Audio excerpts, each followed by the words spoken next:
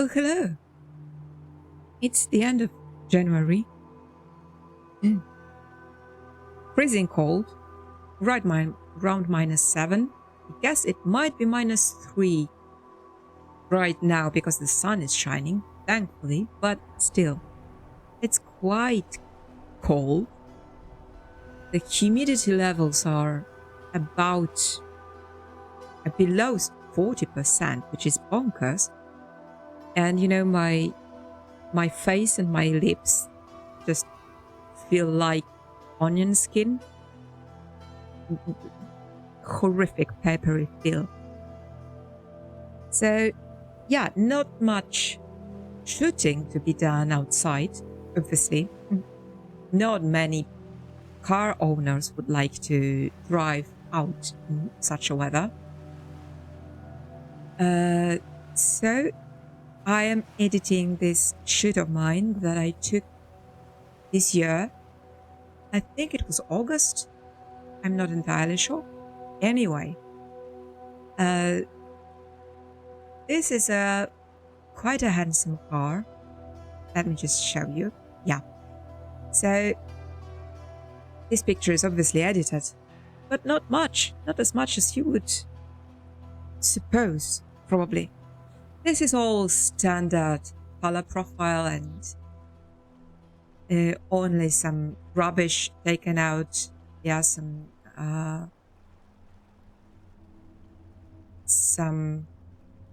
trash and stuff and flake from the from this wall. So yeah, this is a fairly natural looking picture. But what I really wanted to show off are some a little more extravagant takes on this car. Yeah, so this is a Chevrolet, and supposedly it has been manufactured in Poland. I'm not entirely sure. I'm pretty sure everything will become clear once the article has been finished, and it is the article for which this shoot has been taken, obviously. An article that we will be able to read in Automobilista, Polish classic car magazine. So I took around 600 photos for this shoot, which is actually not that much, not that many. I sometimes take like 4 figures. Sorry. So what actually makes this number are those panning shots, because it takes quite a lot of takes to make this right. So the car needs to be sharp, more or less. And yet all around the car, you need to have this motion blur. So this is 1/13 of a second, which is decent. This is 1/10 of a second, which is better, obviously. We were not driving that fast, so it was not terribly difficult to pull off, but it still needs a little bit of proficiency with your camera. So this kind of shoot, it takes a quiet road with really, really low traffic. Because as you can see in this example, when you have other cars in your frame, it just means additional editing, and no one likes editing too much.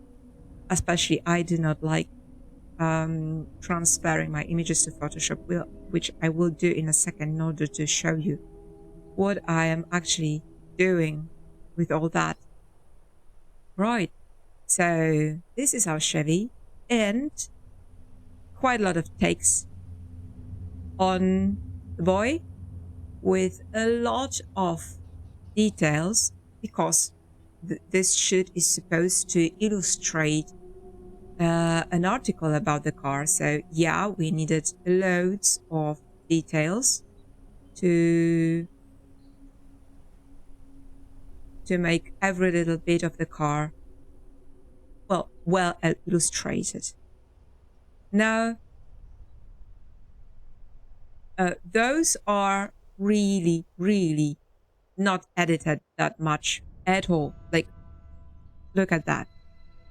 This is the picture before any editing, and this is after. So really not much has been done. And I think I can, tweak a little bit more just to, take more the shadows away and stuff. But still, this is not a huge amount of editing because we need all the details to look exactly as they do.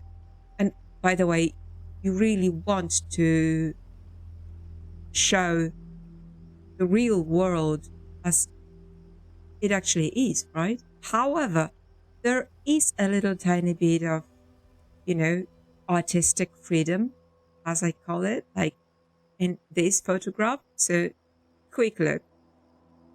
This is the car, this is the picture as I took it.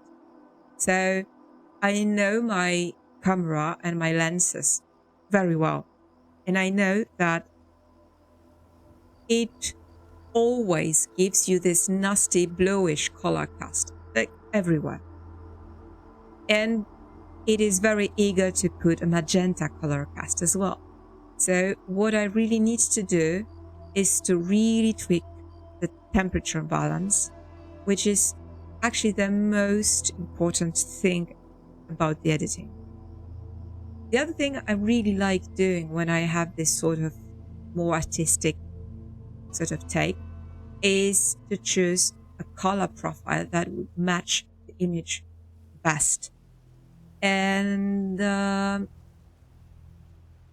many people would argue that this is the actual look because it is camera standard. This is how the camera saw it when I actually took the picture. But, I think this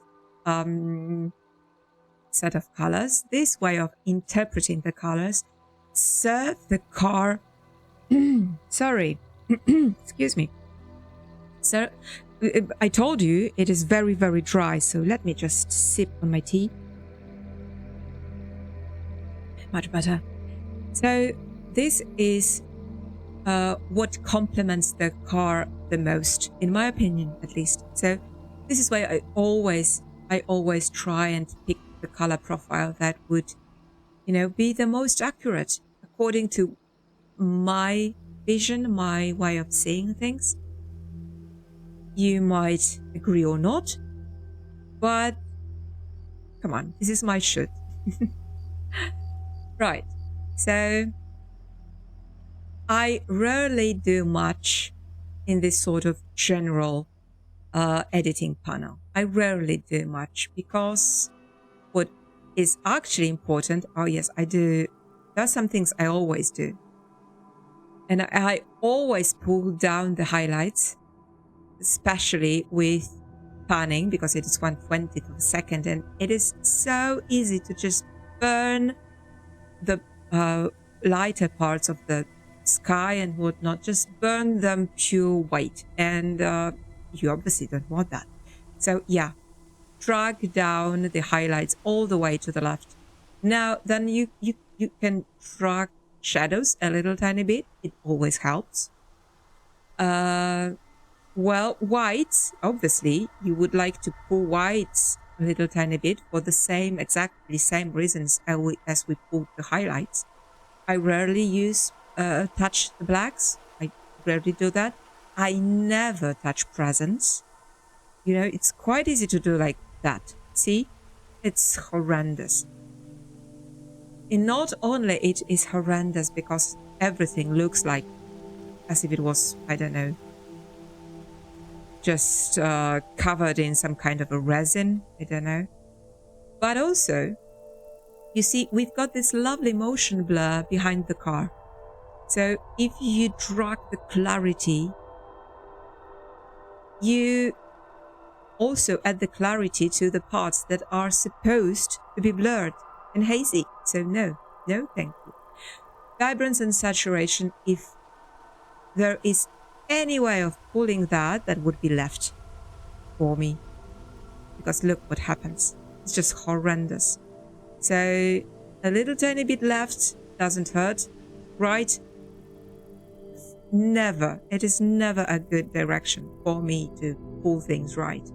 I could pull vibrance a little bit because vibrance affects the more natural colors rather than saturation, but still, yeah, 0 is a happy medium ground. Then there's some things that I usually do to all of my pictures because I really like my greens to be nice and warm. And it actually means pulling down the greens to the left. Because look what happens when I pull it all the way right towards the blue. The green looks artificial. But when I add more yellow to it, it instantly becomes a little bit more welcoming, warm, obviously, and easy on the eyes. And I'm a huge fan of the green color, so yeah. Saturation, this is exactly the same as with the global saturation slider. I rarely touch it, and if I do, it's rather to the left, never to the right. Right. Another thing, well, luminance. Actually, most of the times when you want to enhance color, you should turn to luminance first and saturation second. Because actually, this is what happens when you pull luminance all the way to the left. It gives the color more punch. And in this instance, I really do want my greens to have some punch. With the yellow, yeah, the yellow is a very specific color because the yellow also indicates the sunshine. So the places where the sun is hitting, like those parts of the tree canopy or here the lawn, when you pull your yellow luminance to the right, you also make it more sort of lit. So you can, if you drag it all the way left, the picture becomes muddy, muddy and mushy and gloomy and yeah, not so pleasant to look at. Whereas if you drag it all the way to the right, you end up with something that is not easy on your eyes. So yeah, let's just find some happy medium ground, like here. Right, another thing that is quite important to do is color grading. And I usually like tinkering with that a lot. And here is, as you can see, I left midtones alone because it on a fairly well balanced photo as this one, it is easier to lose that balance tinkering with midtones. But then shadows, yeah, the shadows actually, if you pull that to the right, you make the picture more sort of blurred. The subject seems more blended to the background, which is not exactly what we want. We want the subject to stand out. So that's why I opted to drag the shadows a little bit more to the left so that our car would stand out a little bit more. And then this color cast, I added a little bit of blue to the shadows because that's generally what shadows do, right? There is no sunshine in the shadows. So they appear to our eyes as being more bluish. Then and the contrary, in the highlights, I could have added some more yellow, but I figured, actually, I quite like it then. No, a little bit too orangey. no change and well, all right, that's fine. I like it. So let's leave it as that. Right, now another thing, the noise, never touch that unless the ISO is like somewhere in the cosmos. Sharpening. Oh, this is a tricky one. I rarely use it, but if I do, you see, we can pull the sharpening all the way to the right, but then we also need to apply the masking. And if we do apply the masking, look what happens. We can actually make sure that only the most prominent lines are being sharpened. But in this instance, it also sharpens, look, all those tree canopy layer, which I don't want. They need to be blurry. So I just leave that as it is. It is on 40 big default, so that's fine. Now, this is another thing that I sometimes do. Yeah, vignette. I rarely do it, all the way. Yes, the effect is very strong only because I want to see, you see that? I want to see which parts of the image are being affected. Now I drag further all the way to the right to get this very nice feathery look. And then I drag the amount back towards the 0 so that the effect is actually very, very subtle. See, you can barely see it. And I will further enhance this effect in Photoshop in a second. So this is mostly what I do. And yeah, this is not much really. But what is really powerful is the masking. As you can see here, I use all sorts of masks for my pictures. So yes, I do use the mask for my car. And I use the mask for a sort of, look, a haze. It adds the haze to the back of the car so that the car stands out a little bit more. Then I also, I do have some presets for the sky, but there is no sky here. Then there is a general, you see, this mask adds a little general darkening to the background so that the car stands out more. Then a little bit of masking on the sides so that you can have this lightning effect where the sun comes from, and darkening effect to the opposite side of the picture.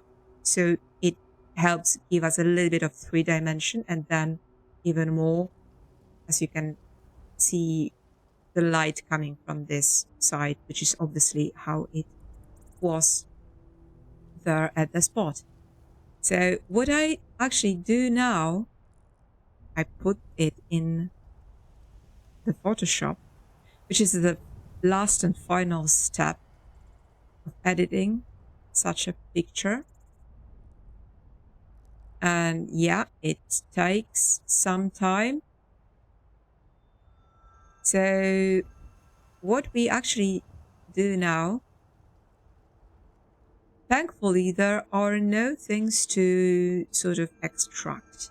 Like sometimes I do need to delete myself from the surface of the car because I obviously, more often than not, I can see myself in the car, and we obviously do not want that. So thankfully, this is not the case. But still, what we need to do is, well, first of all, let's try the levels. So what do the levels do? Let me just show you.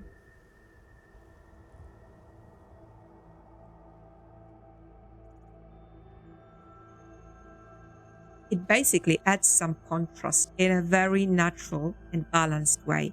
So if you hold Alt key and drag this slider to the point where your histogram is starting to, emerge, these are the whites and those are blacks.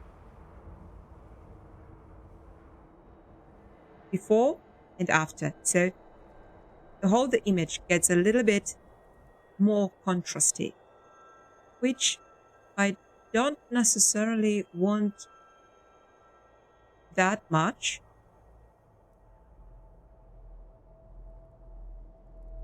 But then another thing that I would like to do is to enhance this car a little tiny bit more. So to do that, I need to select the subject, which takes a bit. Now, it's not perfect. The selection is fairly good, but it's not perfect.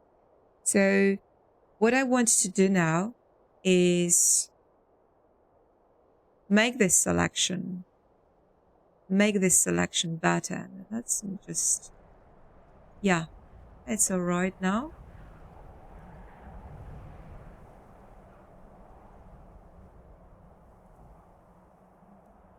Yeah, I just need to shut up for a second and concentrate.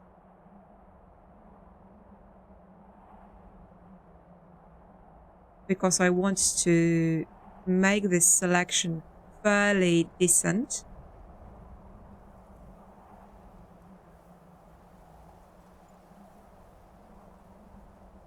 Now the lamp.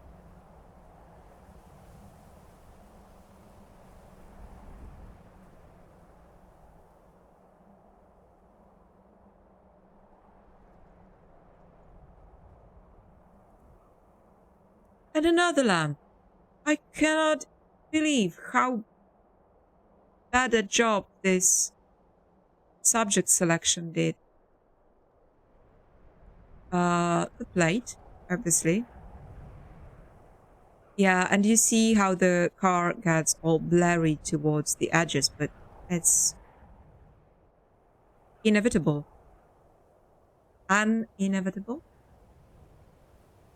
What's the word? Right. Oh, no, we don't want that to be, enhanced, this part. No, no way. Thank you. Now, do we want the, actually, you know what? We do not, what is it wrong? We do not want the, oh, come on.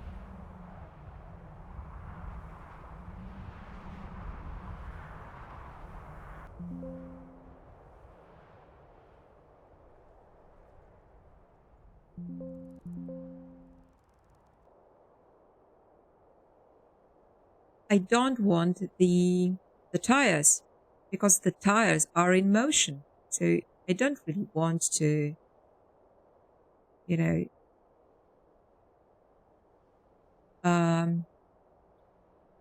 sharpen what is actually not meant to be sharp, right? So let's just deselect the tires.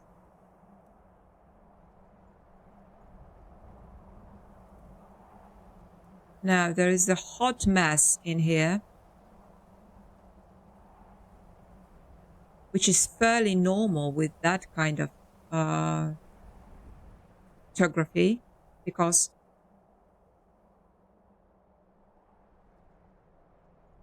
this part of a car is quite sharp, but towards the rear, not so much, which is perfectly normal.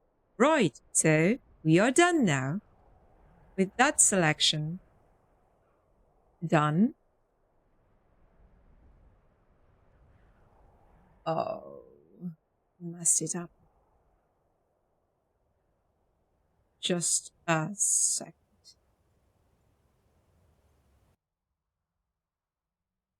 All right, with that selection done,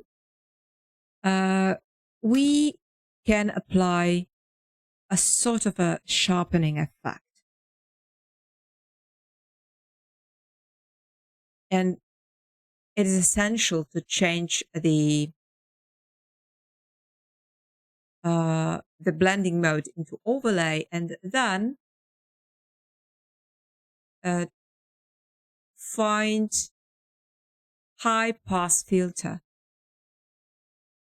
Then it will ask you about the radius. 4 is fine. You could enhance it a little bit if you wished.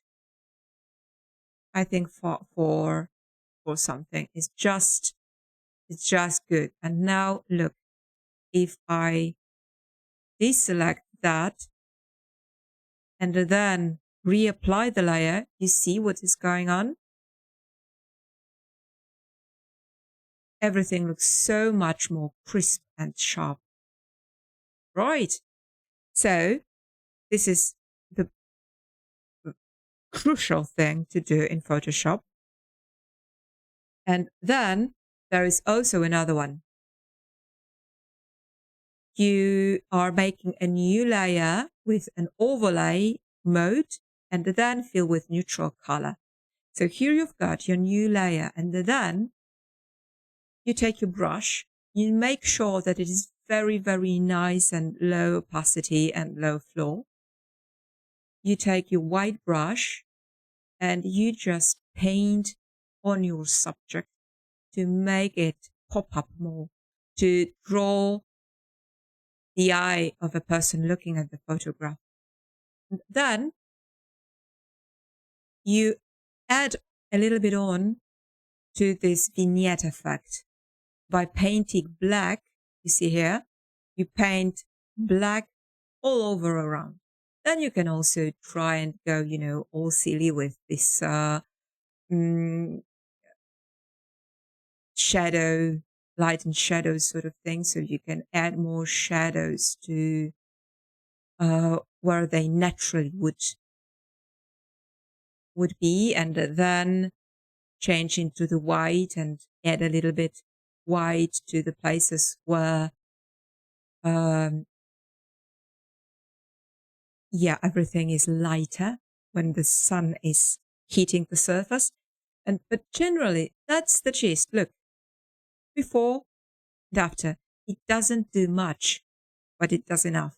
It changes enough. Right, so that would be actually all. Now we need to just save thing and go back to Lightroom. It will take us back to Lightroom in a second. This saving takes a lot of time. And the same thing actually happens with all those panning shots. So apart from cloning out any other car that might be in the shot, I also do enhance the car itself and maybe tinker a little bit with levels, with curves, whatnot, so that everything, and let me show you the whole sort of gallery, the whole 80 plus pictures are really, fit for printing in the newspaper. Right. So this is all for today. I need to put some elbow grease into those and edit that a little bit more, just as the one that I showed you.